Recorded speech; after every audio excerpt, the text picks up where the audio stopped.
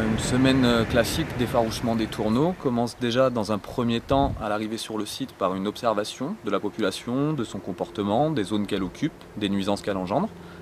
Ensuite, on établit un plan de bataille en fonction du moment où ils arrivent et de la zone. Si la zone le permet, on utilise dans un premier temps les oiseaux que l'on qualifie le plus souvent en fauconnerie d'oiseaux de haut vol, les faucons, qui eux vont occuper l'espace d'une manière très large avec un vol continu, battu, et qui vont faire des attaques, des simulacres d'attaque sur une proie factice que je leur présente, un leurre.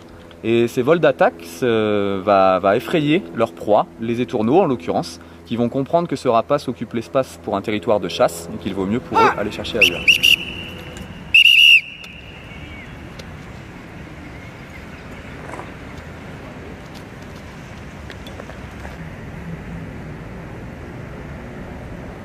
Donc les faucons, on peut les reconnaître à leurs doigts très fins, très élancés, qui leur permettent de maintenir leur proie. Le bec recourbé, un petit peu à la manière d'un perroquet. Et les ailes, très fines au bout, en forme de lame de faux. Donc dans un deuxième temps, pour l'effarouchement des étourneaux, après le passage du faucon, on a coutume d'utiliser les oiseaux de bas vol, principalement les buses. Il s'agit ici d'une buse de Harris. Alors ces oiseaux, eux, vont travailler beaucoup plus dans les arbres, se déplacer d'un point A vers un point B, et vont donc pouvoir aller chercher les étourneaux directement aux endroits où ils auront choisi de se poser. Donc là, la peur est beaucoup plus forte, l'attaque est plus précise, et le vol peut durer plus longtemps à la faveur d'éclairage artificiel.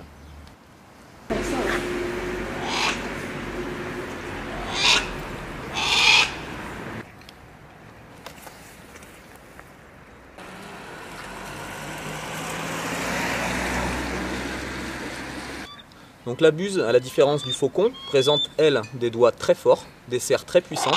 Elle va tuer grâce à la pression de ses pattes. Le bec est différent, il ne sert plus à blesser ni à tuer, il sert juste à manger. Il est donc plus long, plus fin.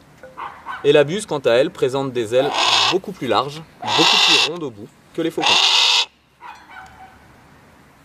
Alors les rapaces sont naturellement des oiseaux chasseurs, mais dans le cadre de l'effarouchement, la prise n'est pas recherchée. En fait, il s'agit vraiment de créer un climat d'hostilité, de faire peur, et pas de tuer, ni de réduire le nombre d'individus dans une population, mais réellement d'arriver à réguler les problèmes de nuisance qu'ils peuvent engendrer.